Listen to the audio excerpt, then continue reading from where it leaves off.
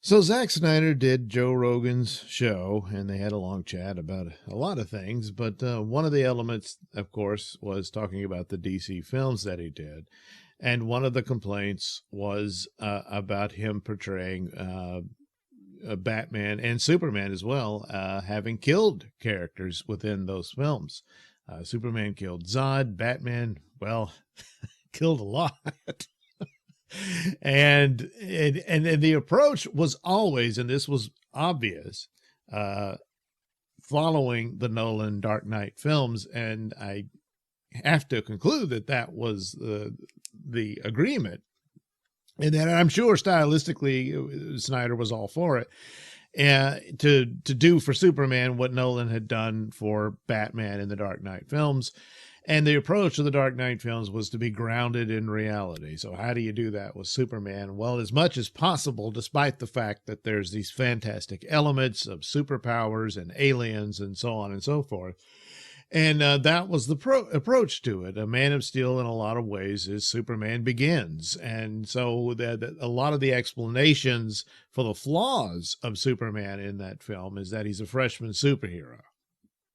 And it's clearly there. So the only argument at the end is like, I just don't like seeing Superman depicted that way. I believe Superman could have found a way or some sort of thing like that. And if you already have fantastic elements in it, then the Phantom Zone projector could have been an element that was available to Superman to dispatch Zod without killing him, you know. And stuff like that you could bring into it, but that was not the approach they were doing. And so you basically disagree with the approach rather than the moral code, in that if you're trapped between saving the lives of innocent people from a monster, and you have to choose between the monster and the innocent people, you're going to choose the innocent people and kill the monster, you know. And that's what Zod was. You know, Superman is begging him to stop, and he won't, and there you go. Now, Batman, of course, in Batman versus Superman, which is a much more flawed film than Man of Steel. Yes, I know the extended cut is better, but it's a movie of a bunch of cool scenes with barely a narrative structure holding it together. There's a lot of stumbles in it here and there. There's a lot of things that, on the one hand, Batman's the world's greatest detective, but he falls so easily for Lex Luthor's plot, it's a bit much. On and on and on with that sort of thing. But the main criticism is that he killed people in the film. Now, he killed criminals who were trying to kill him. And again, this is still this approach of this world, that more of reality is there in this fantasy than usually is, you know, where things are incredibly far-fetched in comic books and whatnot. And yet they had some of that there, but not enough to wipe out the real world aspects that you could have in there, which bolsters, oddly enough, the fantasy more. You could see yourself living in a city like that, and then these fantastic people are there, you know, and that's part of the thing there. And it's depending on what are the metrics, how far do you go, how far do you not go, stuff like that. And with Superman existing in it, you're a step further from what the Nolan films were.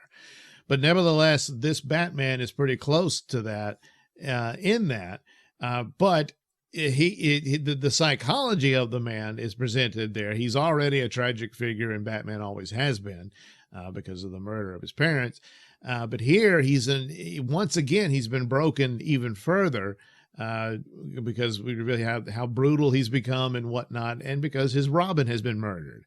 So you get all that there. You could argue that it needed to be more conclusive and more expanded upon, perhaps, but there's enough there to realize that's the deal, especially with Alfred trying to pull him back in, and he can't do it. You know, Batman's determined, and it blinds him. That's the only saving grace for the idea that he falls so easily for Luthor's plot, that he's not thinking straight. So I would have thought it would be a little more than that, but so those things. But back to the killing, that's why he's doing it. He's not saving these people, he's punishing.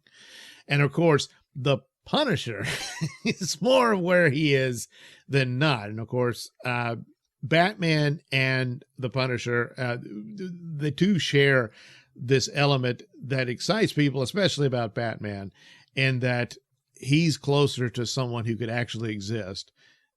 Not really, but than any of the superheroes in comic books, because he doesn't have powers and all that. And the Punisher, same thing. Punisher's just a guy who's basically, Charles Bronson in Death Wish with a skull on his shirt. And so he's even more close to it, but I don't know, Batman's got the cool cape and stuff. So that's why he wins out, I guess.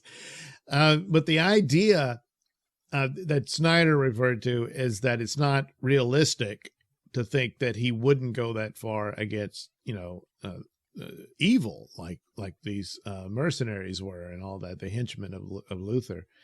And it's a solid argument within the framework that the movie is in. Now, the only argument against it would be, I wouldn't have had that framework be there. I would not have put him in that. So, okay, then that's it. It's important to note also that this was Batman in combat, basically. These men were trying to kill him. He defended himself and with lethal force.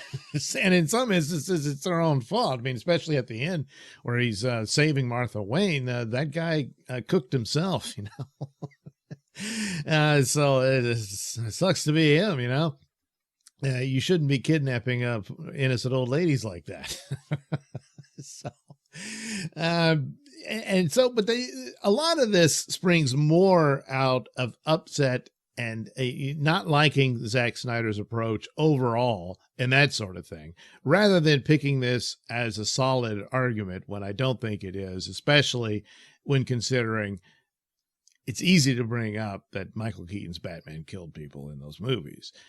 Yeah, I mean, he had guns in the Batmobile that shot up the Acme plant where the Joker's henchmen were there, and then used an explosive to blow them all to Kingdom Come, and then in the second movie he kills a guy with the guy's own bomb, but nevertheless kills him, and then laughs about it or grins about it. I mean, and yet it's never hyped up. It's never obsessed over or anything like that. So a lot of this comes out of just the overall approach that Snyder did, especially with Superman being depressed all the time and that sort of thing. And even the argument that had Man of Steel gotten a proper sequel, which it didn't, you could have had more progression for Superman in that, and that would be some amount of redemption. But then again, you can't constantly depend on your sequel to finish your story. You need to deliver a solid film first and foremost, and needed to show a bit more of that Superman learned a powerful lesson and something like that out of a film like that. As for Batman, the real flaw in it is the idea that he's broken from his dark spell when he discovers, hey, Superman has a mommy too. and that sort of thing. It's too it's not shoehorned per se, but just kind of rushed and quick. And then suddenly they're buds and all of that. It's a bit much to just slap that in there. So likewise, how much reality are you allowed? How much aren't you? And if you did the scenes where he's up against the same odds, but he won't use lethal force to match them for their weaponry, then what? He gets gunned down and dies. I mean, well, his suit was bulletproof and stuff. Yeah. And there were so many of them, they would all be ganging up on him coming in from the guys he took out in the warehouse, which was impressive. And it's easily the best Batman fighting scene, but he would be unable to take them all out. Well, he's got to come up with something else. And, and it's constantly trying to bridge all of that. And yet there's ways, but there's time and whatnot. But when it's a bit much that he's able to defeat them this way or that way, that's akin to magic, then it it's the kind of thing that can throw you out of the story as well when everything else, hey, that looks like a city you could actually live in, that kind of thing. So within those parameters, Snyder kind of has a point there, The other problem is, let's say the Snyder films were incredibly successful and the DCEU would continue and all of that. Well, then how come the Joker's still alive, Batman is not above wiping out evil people, then what's that about, Well, the Joker's a popular villain, so, yeah, well, anyway, a lot of this, I think, again, has more to do with just not liking the man or his approach to those movies and stuff like that. And a lot of that happens more so than the argument in and of itself, especially, again, when you have, examples of the Keaton movies and stuff like that, plus the comics. But I mean, you got to go back a ways. And I don't really count the alternate universe things, although the post-crisis Superman did kill the Phantom Zone criminal, so he blasted him with kryptonite. So, yeah, I guess it's not canon anymore because, well, they retcon and warp universes and stuff like that, so it doesn't matter. And that's about to happen here. So don't worry, none of this happened. There's a new DC universe coming to screens next year.